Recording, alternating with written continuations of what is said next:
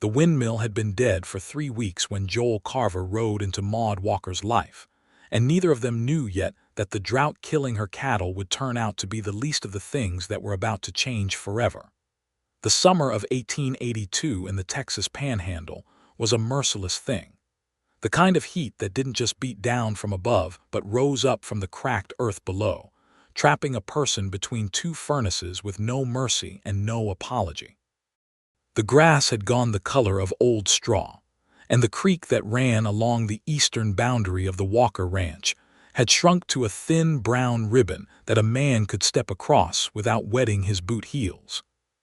The cattle were restless and thin, and every morning Maude walked out to the yard, shielded her eyes with the flat of her hand, and looked up at the windmill that her late husband Thomas had built with his own 2 hands 7 years ago, hoping against hope that something had changed overnight. It never had. The great fan wheel sat motionless against a pale sky, its vanes warped and cracked. 2 of the wooden blades split clean through from a lightning strike 3 weeks back. The tail fin hung at a defeated angle. The whole contraption looked the way Maude felt most mornings, broken, worn through, and stubbornly standing anyway.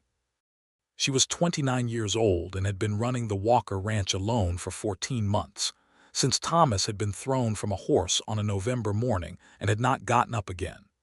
She had 2 ranch hands, brothers named Pete and Cody Fenn, who were loyal and hardworking but knew cattle better than they knew machinery. And when they had climbed up to look at the windmill damage, Pete had come down shaking his head and said he wouldn't know where to begin. The nearest man who understood windmills well enough to fix one was in Amarillo, 40 miles east, and Maude had written him twice. He had not written back. She had money enough to keep the ranch running through fall if the cattle held, but the cattle would not hold without water, and the creek alone could not sustain a herd of 53 animals through the kind of summer Texas was delivering in 1882. She had been hauling water by bucket from the creek every morning and every evening, with Pete and Cody helping when they weren't occupied with repairs to the fence line that the restless cattle kept testing. Her back ached. Her hands were raw. She fell asleep at the kitchen table some nights with her boots still on. Joel Carver came down the long dirt road from the north on a Thursday in mid-July, riding a bay horse the color of dark honey, with a bedroll behind his saddle and a canvas bag that clinked softly when his horse moved. He was 32 years old, lean and sundark, with dark brown hair that curled slightly at his collar and gray eyes that had the quality of early morning sky, neither fully light nor fully dark. He had a jaw that needed shaving and hands that had clearly spent years doing work that required them to be reliable. He was not looking for anything in particular. That was the truest thing about Joel Carver at that point in his life. He had been drifting for 2 years, taking work where he found it, moving on when the work was done, or when the stillness of one place started to press on him in ways he couldn't articulate. He had worked cattle drives from Kansas to Texas. He had done fence repair in New Mexico territory. He had spent 6 weeks in the autumn helping a sheep rancher in Colorado who hadn't cared that Joel knew nothing about sheep, because what he'd really needed was a man willing to work hard and ask few questions. He was passing through. That was all. He noticed the windmill because he was the sort of man who noticed things that weren't working. It sat on a low rise behind the main house, visible from the road, and even from a distance he could see the damage, the broken vanes, the frozen wheel. The tail fin dropped at that sorry angle. He noticed the woman in the yard next because she was hard to miss. She was standing at the water trough beside the barn, filling a bucket from a wagon barrel, her dark hair pinned up with some escaping in the heat, wearing a plain cotton dress that had been washed too many times and work boots that were not made for women's feet. She was moving with the focused economy of someone who had been doing the same exhausting task so many times that the exhaustion had become simply part of the motion. Joel reined in at the edge of the property and touched the brim of his hat. "Afternoon, ma'am." Maude straightened and looked at him with eyes the color of dark honey, not entirely unlike his horse. She was neither welcoming nor unwelcoming. She was simply cautious, the way a woman alone on a ranch in 1882 Texas learned to be with strangers on horseback. "Afternoon," she said. "You passing through?" "Yes, ma'am. I was wondering if I might water my horse." She looked at him for a moment more, then nodded toward the trough. "Help yourself." He dismounted and led the bay to the trough and let it drink. He didn't make conversation while the horse drank, which Maude appreciated. Too many men who stopped at the ranch used the excuse of a watered horse to press conversation on her that she hadn't asked for and didn't want. This man just stood beside his horse with his hat in his hand and let the animal drink in peace. "I'll ask you straight," Maude said, because she had learned that directness saved time. "Are you looking for work? Because I've got hands, and I'm not in a position to take on another wage right now." "No, ma'am," Joel said. "I was just asking after the water for my horse. I've got somewhere to be." That last part wasn't precisely true, but it felt like the right thing to say. She nodded. "Well, there's water in the barrel on the wagon if you want to drink yourself. The creek's good for drinking if you're heading east. It gets thin, but it's clean." "Much obliged." He filled his canteen from the barrel, refilled the horse's trough out of a kind of automatic habit, and then led the bay back toward the road. He was a dozen yards away when he stopped and turned back, because the windmill was still there on the rise, and something in him that had never been able to leave a broken thing broken was already calculating what it would need. "That windmill's been down a while," he said. Maude set down her bucket. 3 weeks. "Lightning." "Yes." He looked at it. "2 veins split, looks like. Tails off its pivot. Might be more inside the head, but I can't tell from here." Maude crossed her arms. "The man in Amarillo hasn't answered my letters." Joel turned that over for a moment. He had no reason to stop. He had no obligation to this woman or her land. He had been moving for 2 years, and the moving had become its own kind of momentum, one that was easier to maintain than to interrupt. But he thought about those 50-odd cattle he'd seen in the far pasture, moving slowly in the heat, and he thought about the bucket she'd been filling, and he thought about the way the whole operation had the look of a person doing 4 people's jobs with 2 people's hands. "I know windmills," he said. "Built a few, fixed more than I can count. I told you I'm not in a position to pay another wage." "I'm not asking for wages." He wasn't sure why he said it. It came out before the thought was finished. "I could take a look at least, tell you what it needs." Maude studied him the way she had learned to study things that might be useful or might be trouble, with a careful, unhurried attention. "I don't know you," she said. "Joel Carver," he said. "Out of no place in particular. I'm not looking for anything from you except maybe a meal if you've got one to spare, and I'll earn that by looking at your windmill." She was quiet long enough that a meadowlark sang somewhere in the grass and finished its song and started another one. "Maude Walker," she said finally. "And I'll make supper if you can tell me whether that windmill is fixable, or whether I'm waiting on a miracle." He tied his horse to the fence post and walked up the rise to the windmill, and Maude watched him go. He moved like a man who had spent his whole life outdoors, unhurried but purposeful, like he was exactly as comfortable in his own body as the land was comfortable in its own skin. She picked up her bucket and went back to hauling water, because the cattle did not care whether a stranger was looking at the windmill or not, and the cattle needed water regardless. Joel spent 40 minutes at the windmill before he came back down to the yard. By then Maude had finished her hauling and was on the porch, shelling beans into a pot, and the 2 Fenn brothers were washing up at the outdoor pump before supper. "What's the verdict?" Maude asked.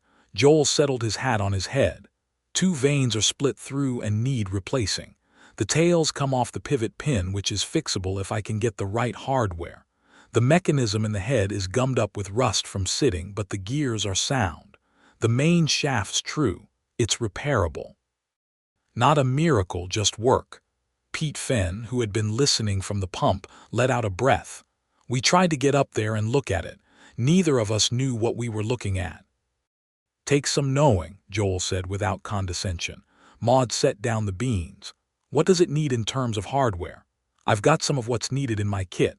I'd need to find straight-grained wood for the vanes, pine or cedar seasoned if possible, and some specific hardware from a general store, lag bolts, a replacement pivot pin, couple of other things. Tascosa's 8 miles west, Maude said. They have a decent general store. Joel nodded. He looked out at the cattle in the far pasture, at the way they stood in the shade of the single cottonwood, conserving themselves. Then he looked at the sky, which was the hard, flat blue of a Texas summer with no promise of rain in it.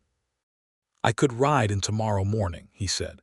"Get what's needed, be back by noon, and have it done by," he paused, calculating, "by the end of the day if everything goes right." Maude looked at him for a long time. "Why?" she asked. He met her eyes. The question deserved a straight answer, and he thought about giving her one, but the honest answer was that he didn't fully understand it himself. He was not the sort of man who had destinations.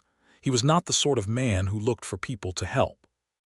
He had been on the road for 2 years specifically, because being in one place too long started to feel like wearing a coat that didn't fit. But something about this place, the dust and the struggling cattle and this woman with her raw hands and her unflinching eyes, had caught on something inside him like a splinter, small but impossible to ignore. "Because your cattle are going to start dying in another week if that water situation doesn't change," he said, which was true and also not the whole truth. "And because I've got nowhere to be."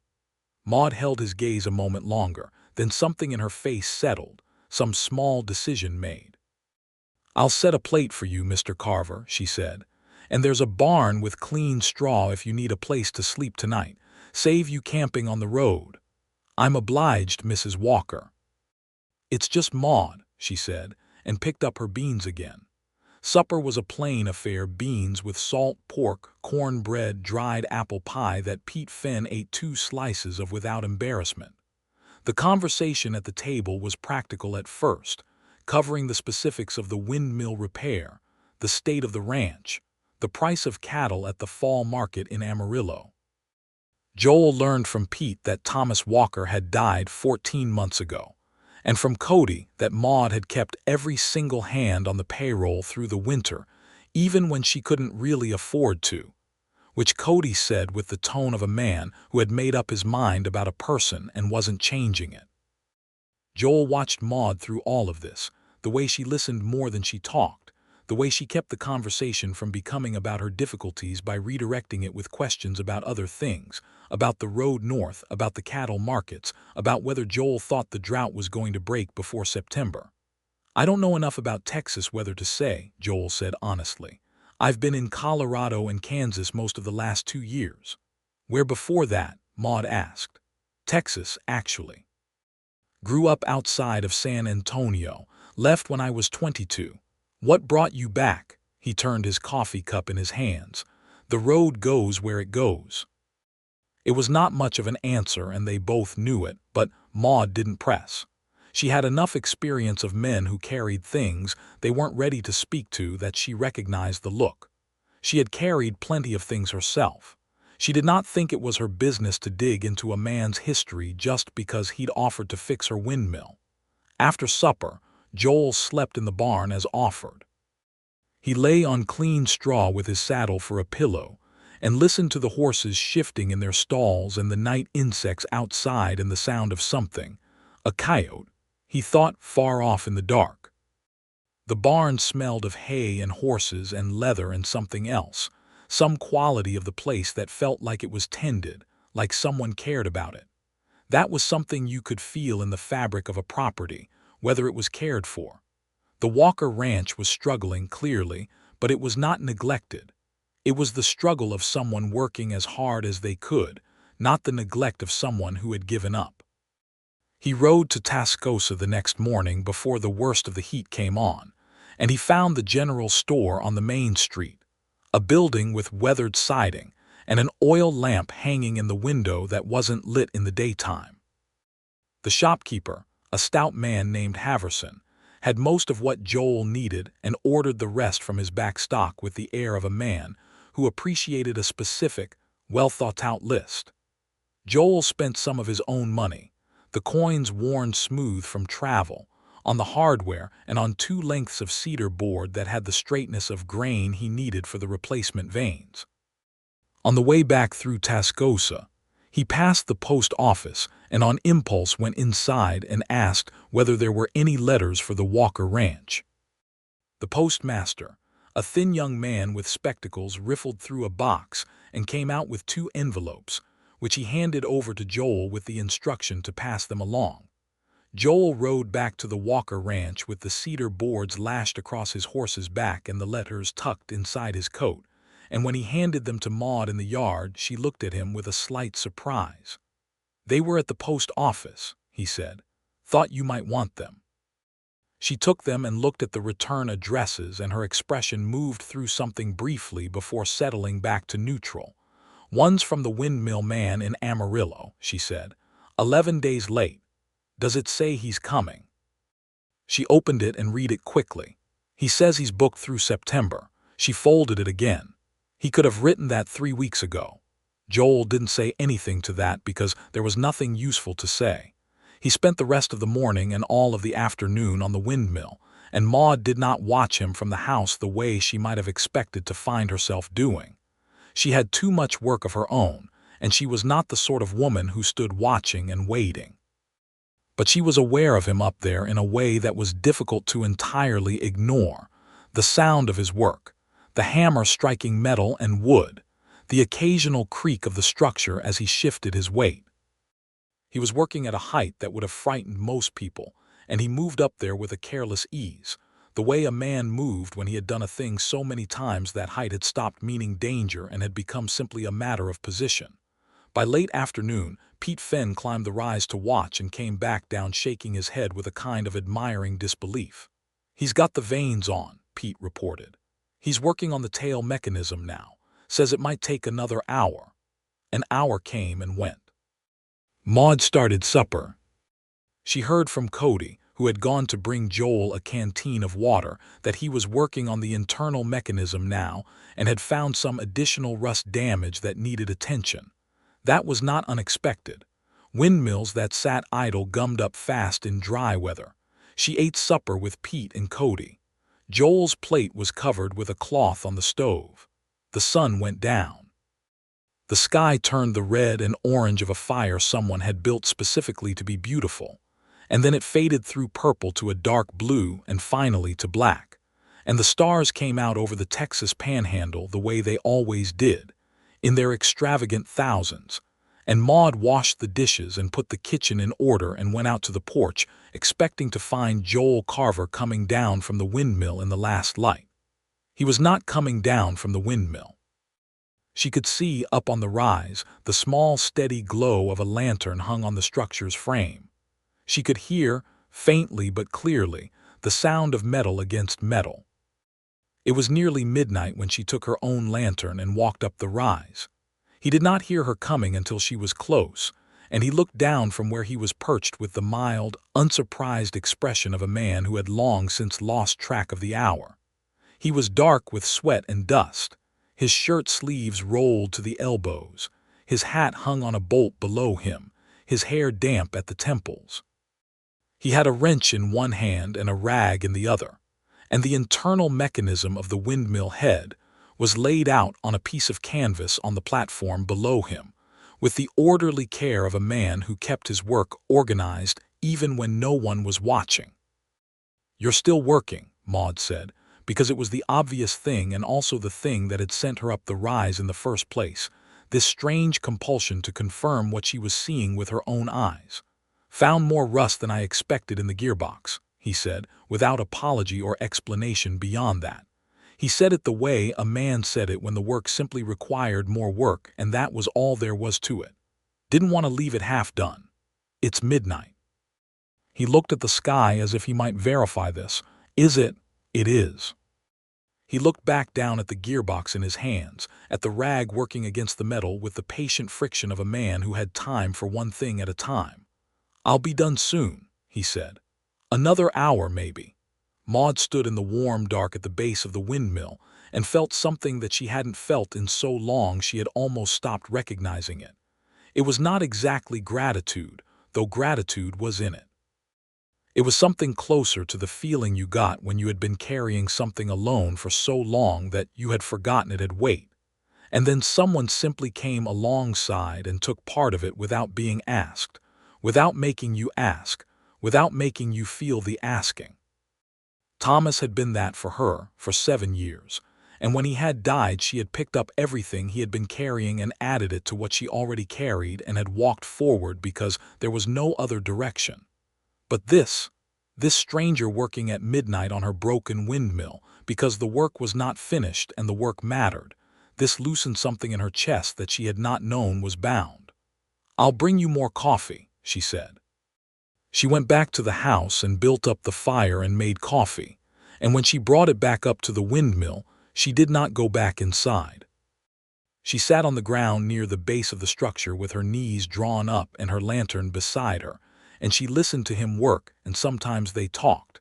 And the talking in the quiet dark of midnight was a different kind of talking from the conversation at the supper table. It was looser and more honest, the way talk got when the social requirements of daylight had been replaced by the simpler requirements of two people awake when everyone else was sleeping. She told him about Thomas. Not all of it, but enough. About how he'd been a good man who'd believed in this land when no one else had wanted it. About the 7 years they'd built the ranch together from almost nothing. About the horse that had thrown him on a gray November morning, and the long quiet of the house afterward that she had learned to fill with work because work was the only thing that reliably drowned the quiet. "I'm sorry," Joel said, and he said it simply, without the elaborate condolence that people usually felt obligated to perform, which was why it landed. "It's been 14 months," she said. "I'm not broken by it anymore, just changed by it." "That's about right," he said. "What about you?" she asked. "What are you running from?" She had not meant to ask it that directly. It came out of the midnight and the honest talking and some instinct that told her this man would not resent the directness the way some men would. He was quiet for a moment, adjusting something in the mechanism above her. Then he said, "I had a wife, 4 years ago. Her name was Clara. She died of typhoid fever in the winter of '78, about 8 months after we married. We had been building something the same as you're describing, a house, a life. When she died, I couldn't stay in San Antonio anymore because the life we'd been building was everywhere I looked, so I left. And you've been leaving ever since," Maude said. "I suppose that's one way to put it. Is it wrong?" he considered. "I don't know if it's wrong exactly. It's been easier than staying, but easier isn't always the same as right." The windmill groaned softly, and then something fell into place with a definitive metallic click, and Joel gave a quiet sound of satisfaction. He worked for another half-hour more, reassembling the mechanism with steady care, and then he climbed down from the platform and Maude stood as he did, holding her lantern up. He was close in the way that darkness made people close, the circle of lantern light creating its own small world. "Try the brake," he said. She looked at the brake handle at the base of the tower and reached for it and released it. There was a moment of nothing, and then the tail fin swung properly on its pivot in response to the night breeze that moved across the rise, and the great wheel caught the air and began to turn, slowly at first and then with gathering purpose. And from below the pipe that dropped into the ground, water began to come, a thin stream at first, then stronger, running clear into the stock tank at the base of the tower. Maude pressed her hand over her mouth. It was not a large thing. It was a windmill working the way it was supposed to work. But it was water, and water was life on this land, and the sound of it filling the stock tank in the dark was one of the most purely good sounds she had ever heard. "Thank you," she said, and the words came out rougher than she intended because something behind them had been held very tightly for a long time. Joel looked at the water and then at her face, and something in his expression shifted in a way she could not entirely read in the lantern light. "You're welcome," he said quietly. They stood there a moment longer, listening to the water and the windmill and the night, and then they walked back down to the house together and Maude poured the rest of the coffee and they sat on the porch steps and drank it in the kind of silence that doesn't need filling. He left the next morning. She had known he would. He had said it plainly. He was a drifter, a man with no fixed direction, and she had no reason to think one night's conversation and one repaired windmill would change that.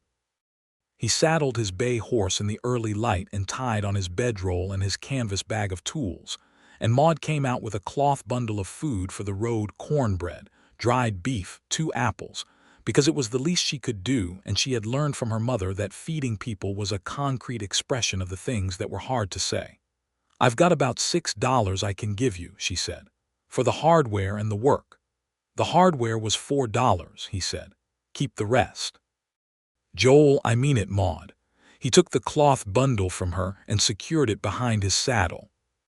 He looked at her in the morning light, which was different from the midnight lantern light, clearer and more direct, and she had the strange impression that he was memorizing something. "You've got a good place here," he said.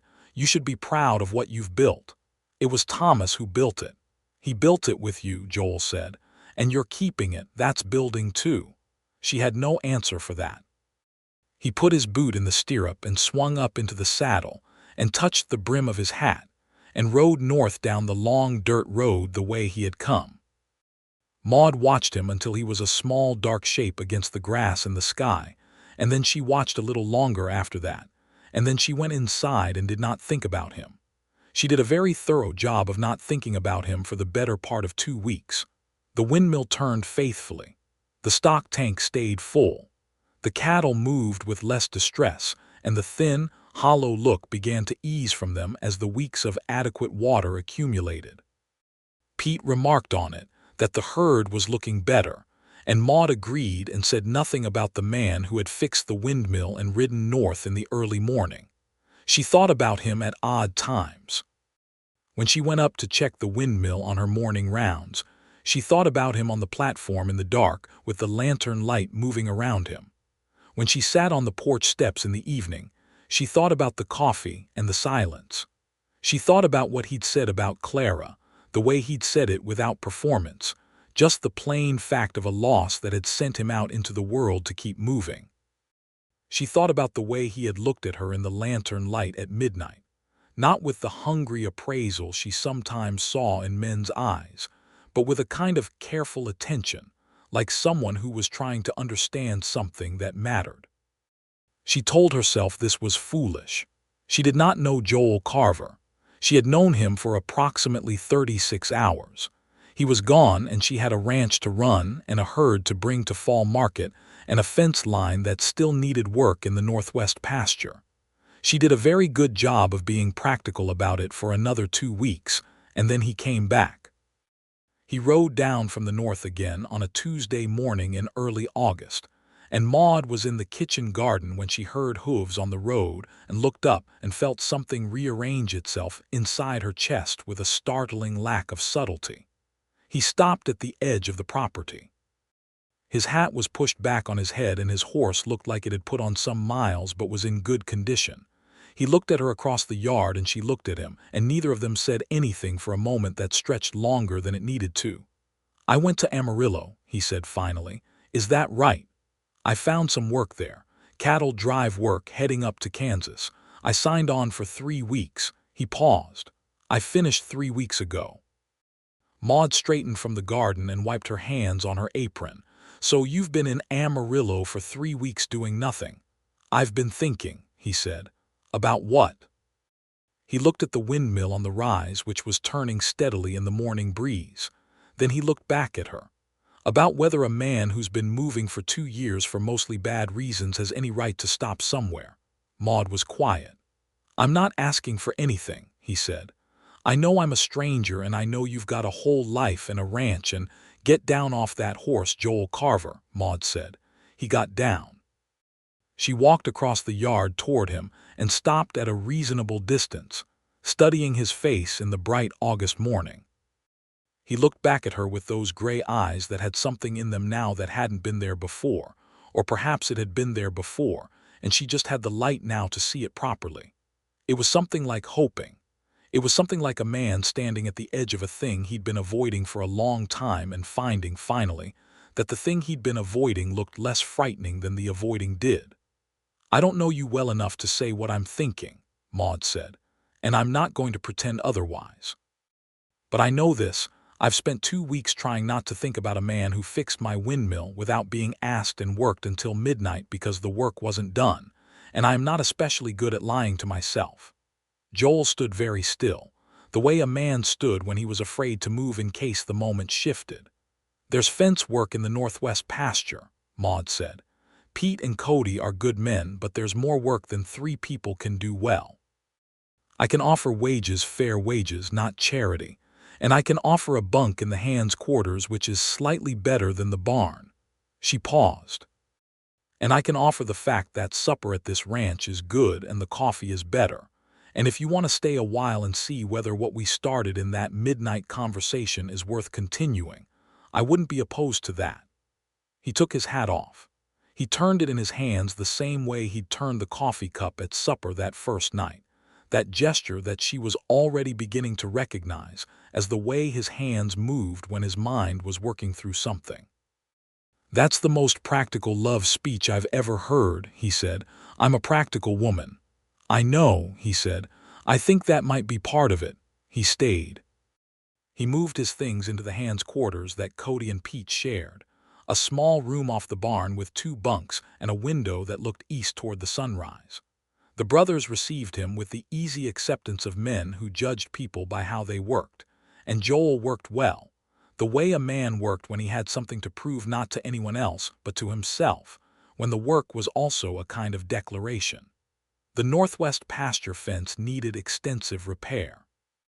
Several posts had rotted at the base, and the wire had rusted and pulled loose in a section long enough that 3 of the cattle had wandered through it and needed to be retrieved from a neighboring property. Though the neighboring property was an empty, foreclosed ranch whose last owner had left for Kansas 2 years ago, so there was no one to complain. Joel and Pete worked the fence for a week, digging new post holes in the hard summer ground, setting posts in fresh mixed concrete, a technique Joel had seen used in Kansas, and which Pete was skeptical of until he saw how solid it was, stringing new wire with the tension that made it sing in the wind. In the evenings, Joel sat on the porch with Maude.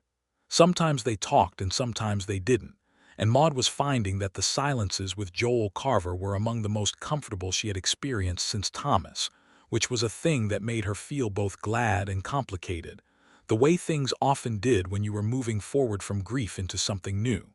They talked about everything over those evenings, about the land and what it needed, about the cattle market in fall and whether prices would hold, about the drought, which was relentless but which Joel thought might break in September based on what he'd seen of the sky patterns coming up from the south.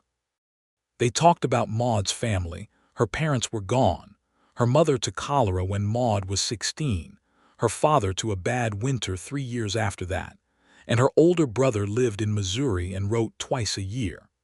They talked about what she wanted for the ranch long term, whether she intended to expand the herd or stay at this size, whether she'd thought about drilling a second well near the southeast pasture.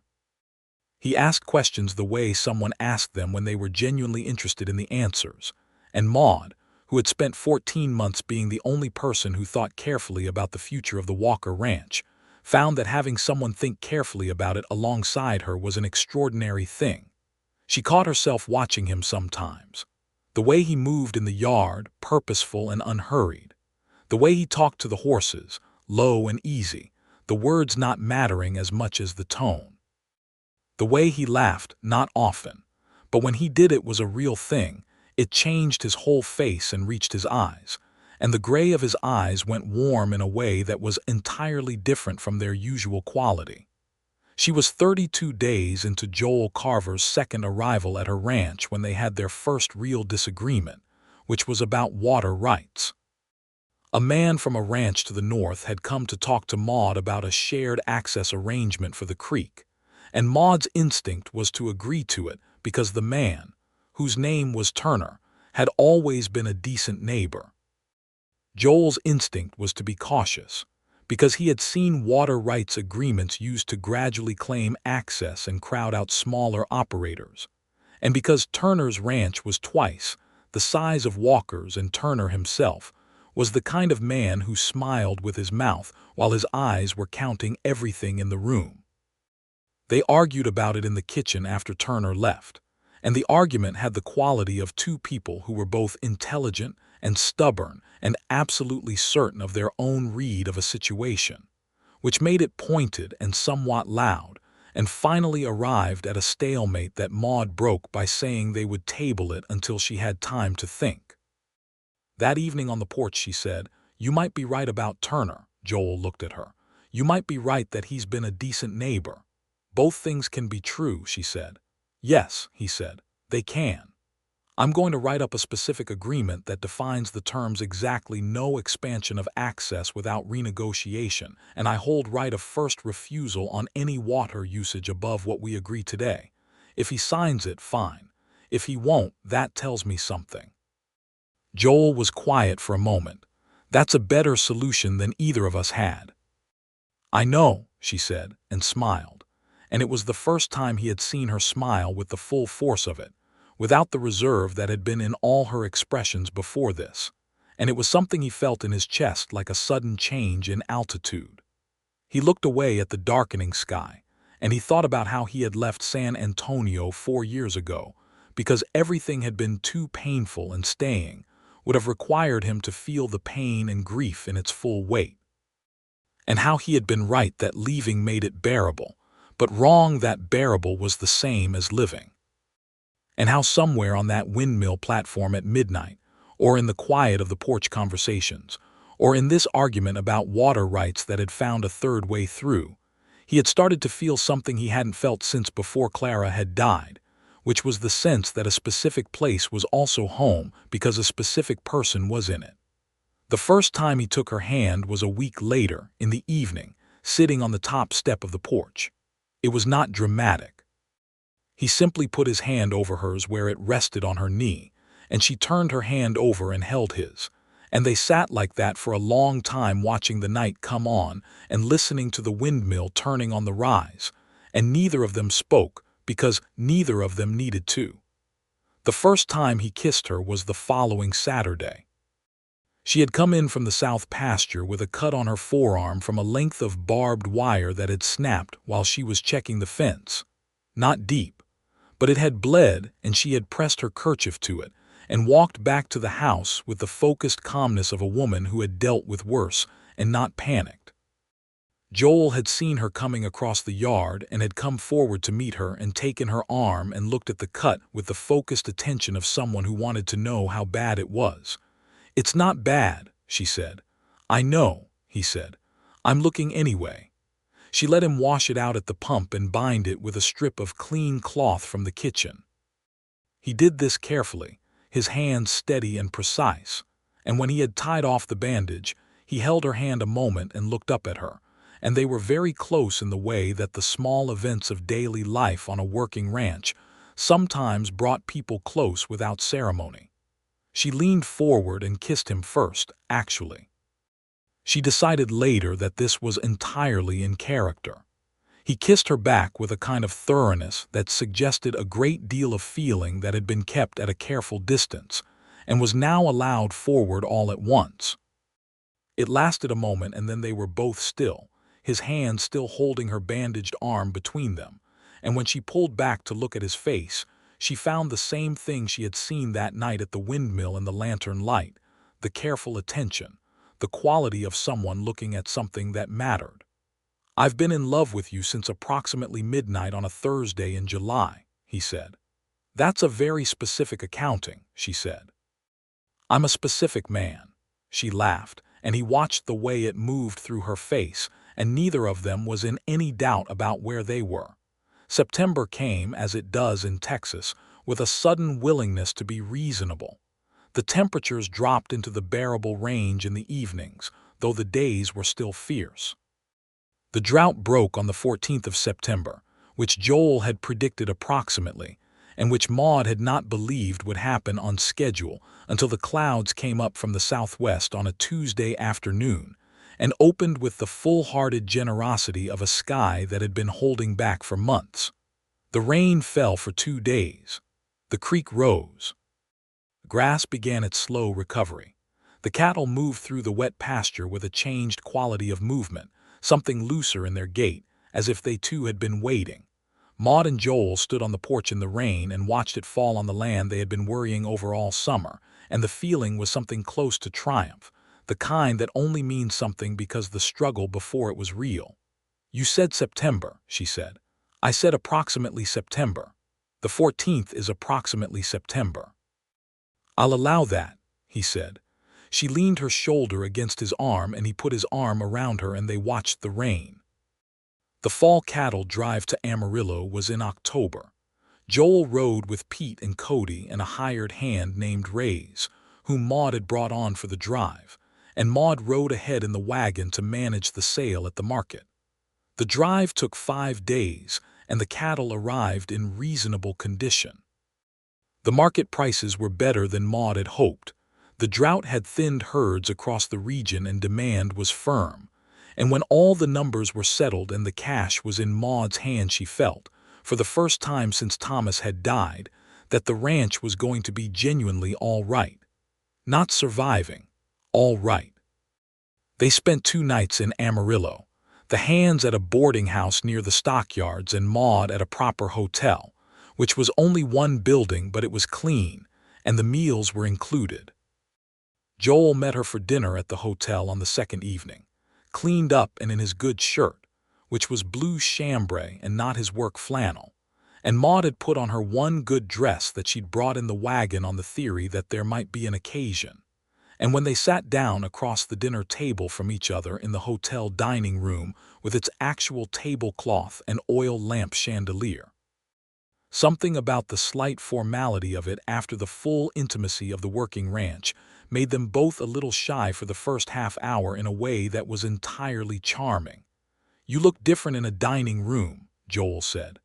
"I look the same," Maude said. "You look the same but in a dining room," he clarified. She smiled. "You look different in that shirt."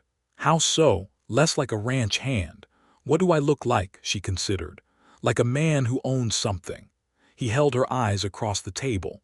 "I'm working on that," he said, and meant several things at once, and she understood all of them. The Amarillo night was clear and cool, the heat of summer finally gone, and after dinner they walked along the main street of the town, which in 1882 was a real town, with a proper land office and a bank and 3 saloons, and a church that was still being built and talked about everything and nothing, their arms brushing.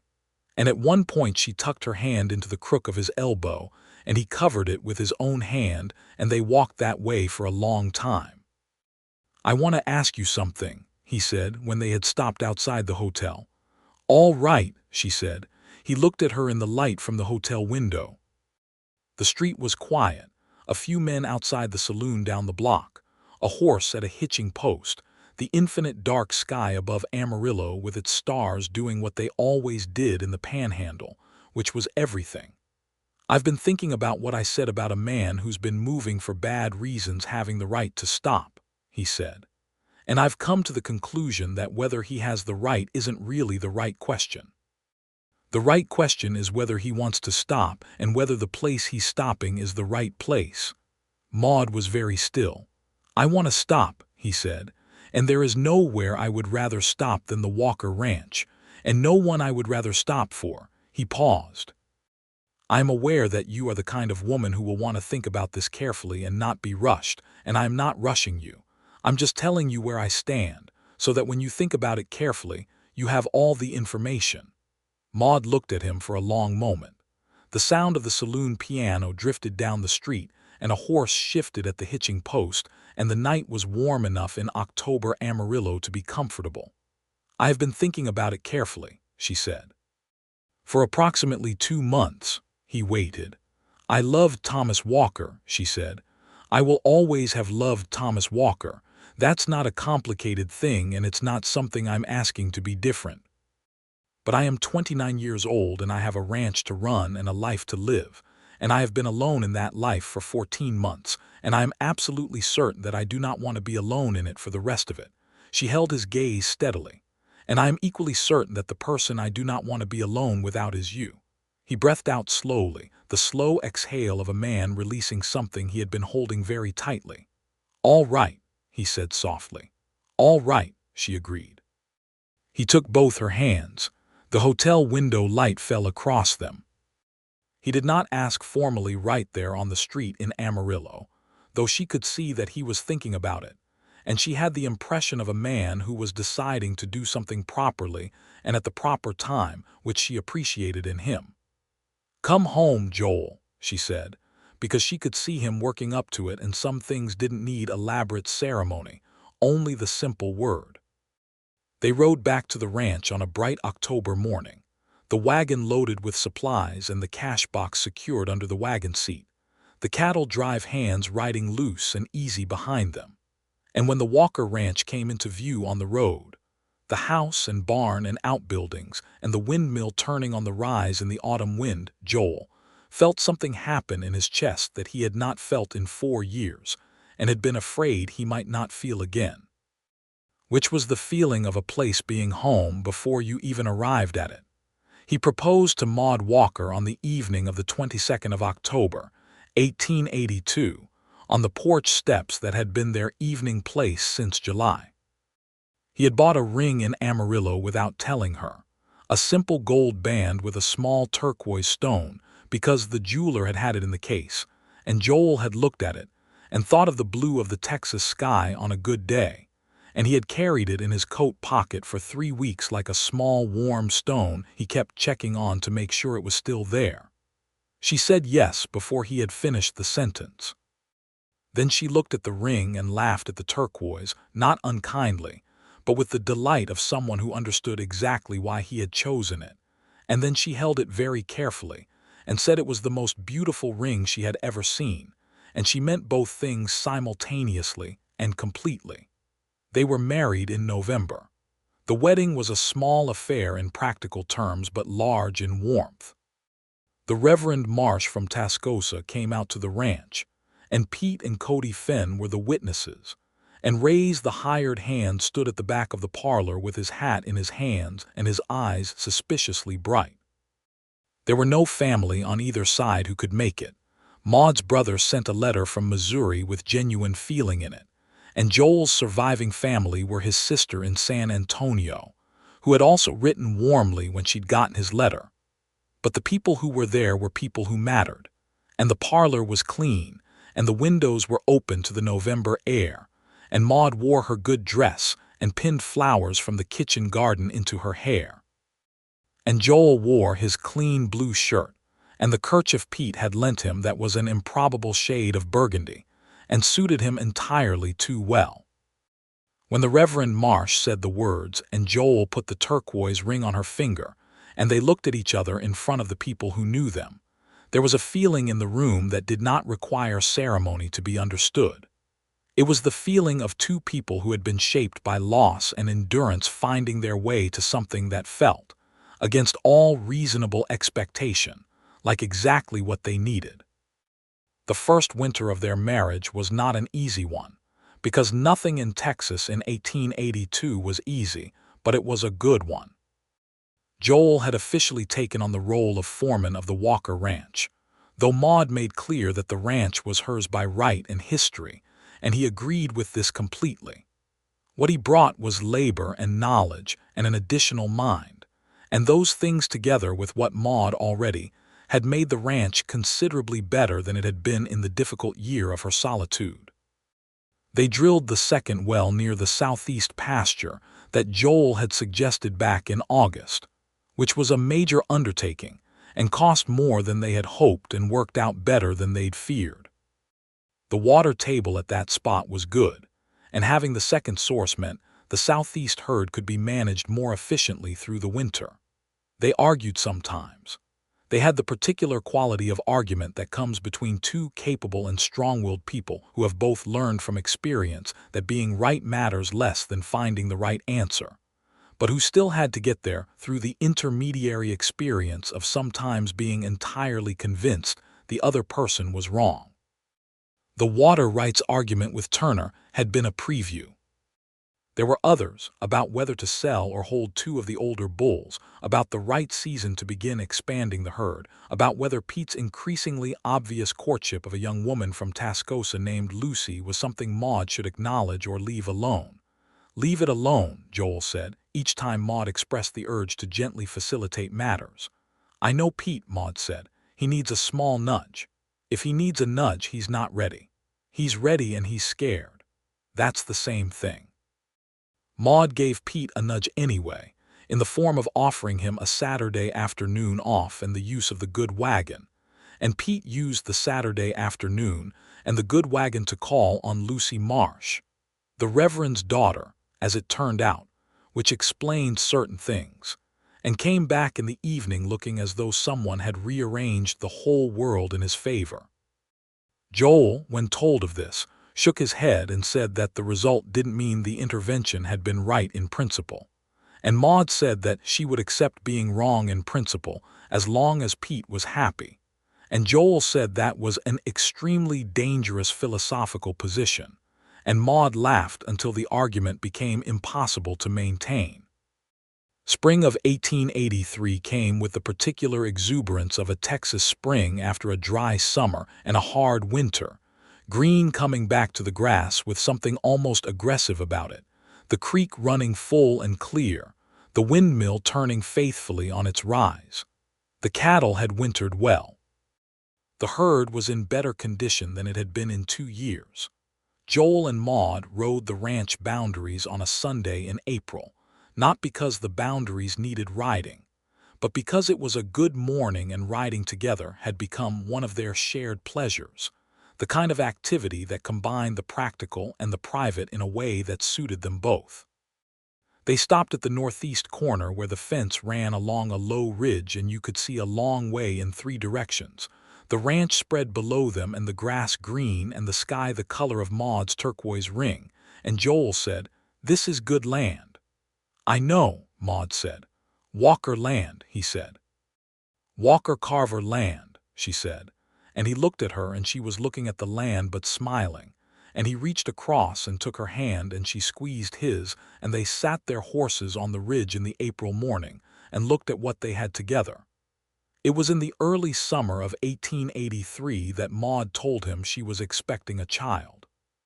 She told him in the kitchen, mourning, practical as she was about everything, though her voice had something in it that was not entirely practical, something held carefully and offered across the kitchen table with both hands. Joel sat very still for a moment.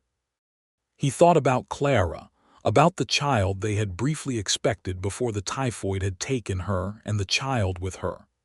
That grief was real and it had its own place, and he let it have its place, and then he set it gently aside, which was not the same as discarding it. Then he got up from the table and came around to where Maude sat and knelt beside her chair and took her hands, and she looked at him with those dark honey eyes that had been cautious and then curious and then honest and then open and then his, entirely his, and he said, "I am going to be a terrible worrier for the next 8 months." She laughed, which was the right response. "I know," she said. "I'll try to be patient about it." He was, in fact, a thorough worrier, but he managed it with enough discipline that he was only occasionally suffocating about it. He rode to Tascosa twice to consult with the doctor there, a dry and capable man named Dr. Holt, who had practiced on the frontier for 20 years, and who reassured Joel on both visits that Maude was healthy, and that healthy women had been having children in far worse conditions than the Walker Ranch for all of recorded history. Joel knew this. He was still a worrier. Maude, for her part, continued running the ranch through the summer with the adaptability of a woman who had no intention of being stopped by ordinary life events, modifying the physical work gradually, and without drama as her condition advanced, letting Pete and Cody and Joel take on the heavier portions while she managed the accounts and the correspondence and the planning, which was work enough to fill all of a person's time anyway. The drought they had feared did not materialize in 1883. The summer was hot but not catastrophically so, and the rains came in August and September with reasonable generosity, and the cattle were fat going into fall, and the prices at market were strong, and by October the Walker Ranch was, by any fair accounting, a prospering operation. Their son was born on the 1st of December, 1883. He arrived in the early morning after a long night during which Joel had demonstrated the full extent of his worrying capacity, and had been firmly removed from the bedroom by the midwife, Mrs. Caldwell, who had been delivering babies in the Panhandle for 15 years, and had not the slightest patience for anxious husbands underfoot. He sat in the kitchen with Pete and Cody, who had stayed because neither of them had suggested doing otherwise, and they drank coffee through the night and did not say much. And at 4:30 in the morning, Mrs. Caldwell opened the bedroom door and said the mother was well and the baby was healthy and he could come in. He was a big, red-faced, furiously indignant person, this baby, who appeared to have opinions about the world already and was making them known with considerable volume. Joel sat on the edge of the bed and Maude put the child in his arms, and Joel looked at his son with the expression of a man for whom something had just become permanently different. Some final piece moved into its proper place. "Thomas Joel Carver," Maude said. "If you agree." Joel looked at her. "Thomas Joel Carver," he said, and felt both the weight and the rightness of it, the old name and the new, the man who had built this land and loved this woman and was gone, and the man who had wandered in from the road and stayed and loved her next. Not replacing, continuing. "Thomas Joel Carver," he said again, and the baby stopped indignantly mid-yell and looked at him with an expression of focused attention that was, improbably, already somewhat familiar. Pete Fenn married Lucy Marsh in the spring of 1884, and the wedding was held in the Tascosa church that had been finished by the time of Joel and Maude's wedding, and was therefore properly available for the occasion. Maude stood up for Lucy and Joel stood up for Pete, and 4-month-old Thomas Joel Carver attended in the arms of Cody Fenn, who held him with the reverent caution of a man who had never been entrusted with something so important. It was at Pete's wedding, in a quiet moment, that Joel and Maude stood briefly alone on the church steps in the spring afternoon while everyone else was inside, and Joel looked at the town of Tascosa, its streets and buildings, the life moving through them, the land beyond stretching out in every direction under the spring sky, and Maude looked at his profile and said, "No more wandering." He turned to her. "No more wandering," he said, and said it simply, the way a man said something he had arrived at rather than something he was performing. "Are you sure?" she asked, not because she doubted him but because she wanted him to have said it consciously. "Maude," he said, "I have been sure since approximately midnight on a Thursday in July." She laughed and tucked her arm through his, and they went back inside where the music was starting. The year rolled on in the good way that years rolled on when the fundamental things were right. The herd continued to grow, carefully and deliberately, not overreaching the land. The well in the southeast pasture was productive and had solved the grazing rotation problem they'd been managing around for 2 years. Cody Fenn stayed on and became, over time, not just a hand but a genuine part of the Walker Carver operation, a steady presence who knew every inch of the land and whose reliability was the kind you built on without thinking about it. Rays, the hired hand from the cattle drive, came back and asked for steady work in the spring of '84, and Joel hired him without hesitation because he'd watched the man work in October of '82 and knew what he was getting. Thomas Joel Carver grew in the way healthy babies grew, with speed and determination and considerable personality. He was dark-haired like his mother and had Joel's gray eyes, and what appeared to be the combined stubbornness of both his parents, which made for a very willful small person, whose insistence on exploring everything within reach kept Joel and Maude in a constant low-grade negotiation with their environment over what was accessible and what needed to be secured. One evening in the late summer of 1884, when Thomas was just past 8 months old, and had recently discovered that he could pull himself upright on the furniture, and had begun a dedicated program of experimental navigation around the parlor, Maude and Joel sat in their usual place on the porch steps after the child was asleep. The windmill turned on the rise, the cattle were quiet, The August night was warm but breathable, the drought of 2 years ago a memory now, the land recovered and green. "I've been thinking about something," Joel said. "Tell me." "The Henderson place." Maude knew the place he meant, the foreclosed ranch to the north that had been empty since '81, whose property bordered the Walker Ranch's northwest pasture. It had sat empty for 3 years, the house declining, the fences going down, 40 acres of decent grazing land going to waste. "It's been listed through the land office in Amarillo for 18 months, Joel said. "Nobody's taken it because the house needs a lot of work and most people coming into this country want something ready. We'd have to buy it, repair it, and fold it into what we have," Maude said, thinking it through aloud. "That's a significant investment." "Yes, but the land is good, and the water table on that property connects to ours. If we can get it and sink a well there, the northwest pasture carrying capacity doubles," Maude finished. "Roughly." She thought about it for a while in the way she thought about things, thoroughly and from multiple angles. "We'd need the cash from this fall's market plus the reserve." "Yes, it would be tight until the next season." "Tight is survivable." "It is," he agreed. "Write to the Amarillo land office," she said. "Find out what they're asking," he wrote. The asking price was lower than he'd expected because the property had been listed 18 months and the land office was motivated.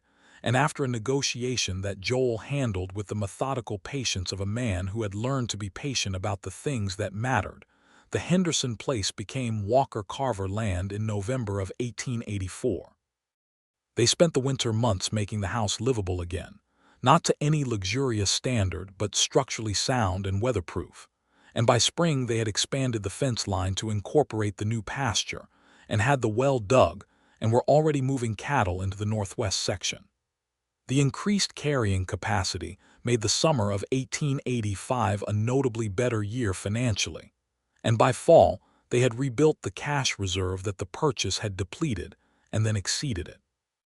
Joel, in a private accounting he shared with no one but Maude, found that he had been right about what he'd told her on the church steps in Tascosa.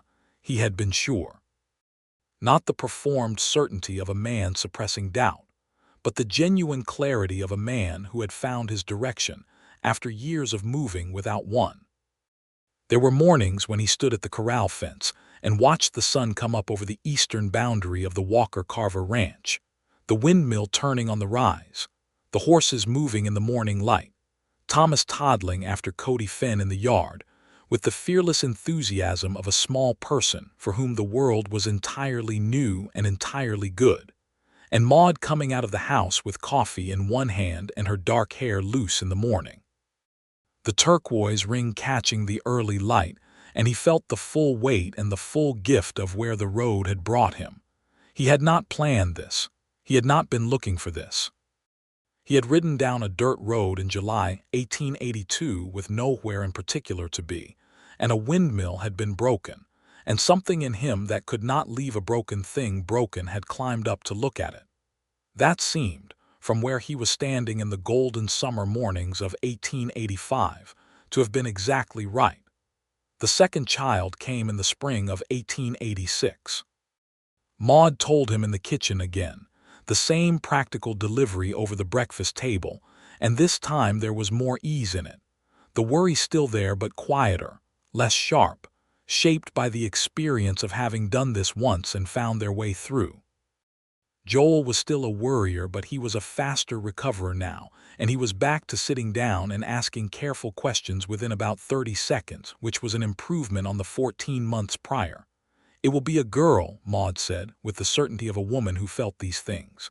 "You said that about Thomas," Joel reminded her. She thought about this. "I did not. I said Thomas would be a boy. You said you were certain it would be a boy, and I was right. So this time you're equally certain it will be a girl." "Yes, based on what?"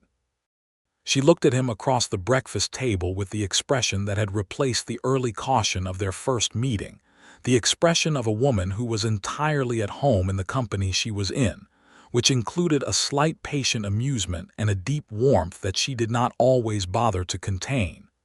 "Based on the fact that I know," she said. "It was a girl." She arrived in November of 1886 with considerably more cooperation than her brother had shown, arriving in the early evening with relatively little drama and the specific focused attention of a person who had decided to do this properly. She was smaller than Thomas had been, with dark hair and dark eyes, not yet showing which parent she would favor, and she settled into the world with a composed quality that made Mrs. Caldwell, who was again in attendance, remark that she had a feeling about this one.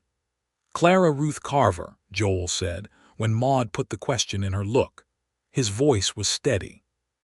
It had taken him some weeks of thinking, on the long rides and in the quiet evenings, to arrive at this, to understand that giving his daughter the name of the woman he had loved and lost was not confusion but honoring, that Clara had been real and mattered and was part of who he was and who he had become, and that giving that name to this child was something that could be done with a whole heart.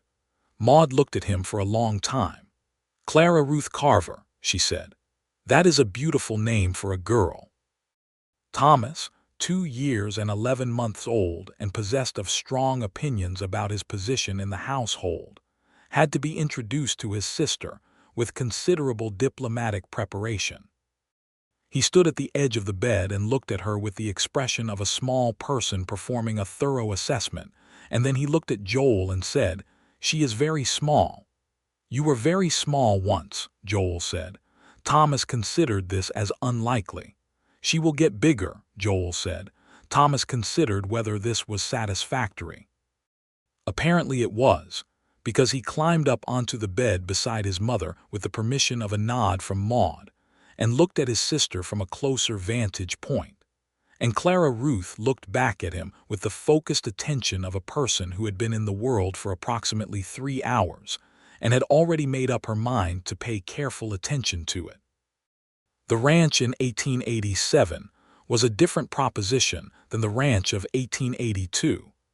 It was not the same struggling, drought-pressed operation that had had a broken windmill and a woman hauling water by bucket and wondering whether she was going to lose her cattle.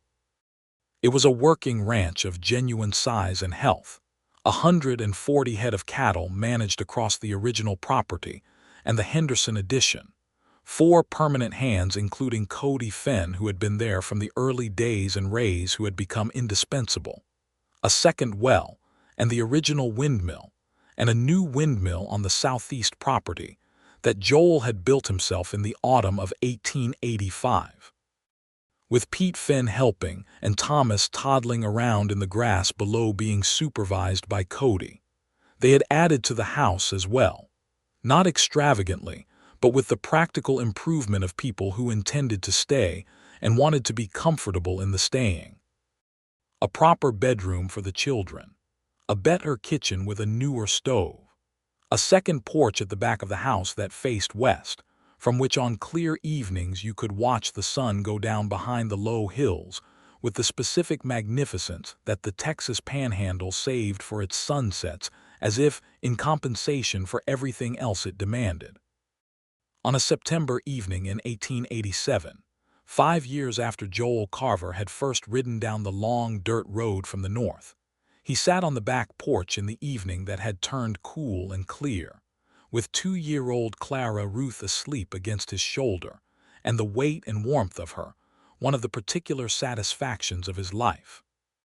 Maude came out and sat beside him, and for a while they watched the sunset do what it did, the reds and golds spreading across the western horizon with that specific extravagance, and Thomas's voice came from inside the house where he was engaged in some kind of complicated conversation with Cody about the horses that neither of them was going to resolve tonight. "I want to ask you something," Maude said. "All right," he said. She looked at him in the evening light, and her face at 29 going on 34 had the quality of a face that had become entirely itself, that had worn through whatever hesitancies and reserves had been there at the beginning, and arrived at something cleaner and more settled. She was the most beautiful person Joel Carver had ever known, and the knowing went so deep by now that it was past admiration into something foundational, like the bedrock under the well, the thing everything rested on. "Are you happy?" she asked. He looked at her. He looked at the sleeping child against his shoulder. He looked at the sunset and at the windmill turning on the rise beyond the yard. "I've been happy since approximately midnight on a Thursday in July," he said. She leaned her head against his shoulder, the shoulder not occupied by Clara Ruth, and the three of them were still in the evening that was coming on. And inside the house, Thomas asked Cody a question and Cody laughed and gave an answer, and the ordinary music of their household continued. The windmill turned on the rise, as it had been turning since that midnight in 1882 when a man with no particular destination had stayed until the work was done, because a half-finished thing had no business sitting unfinished when the cattle needed water and the land needed serving, and the woman who owned all of it had already had enough things go unfixed. There were years ahead of them still.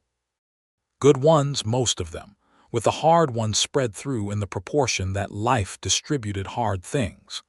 A dry year in 1888 that they managed better than 1882 because they had the wells and the windmills and the experience.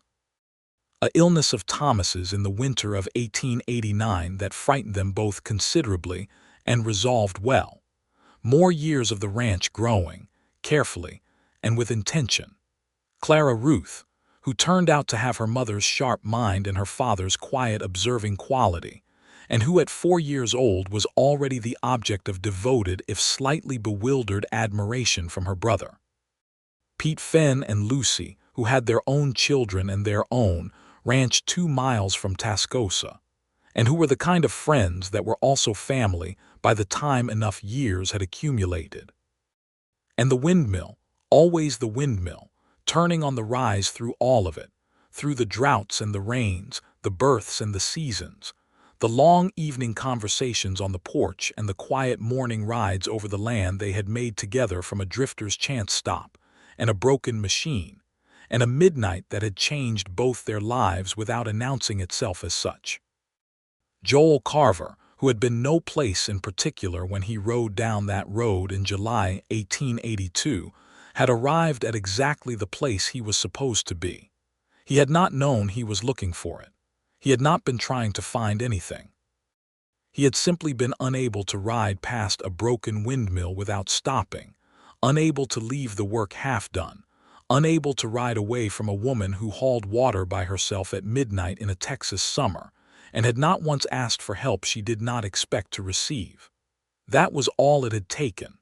A man who stayed when the staying was what the moment needed. And a woman who recognized when a stranger touched his hat on her road and looked at her broken windmill with the eyes of someone who understood broken things and knew how to fix them, that some things that arrived without asking were worth keeping. The windmill turned. The water ran. The land was good. The years were long and full. That was enough. That was, in fact, everything.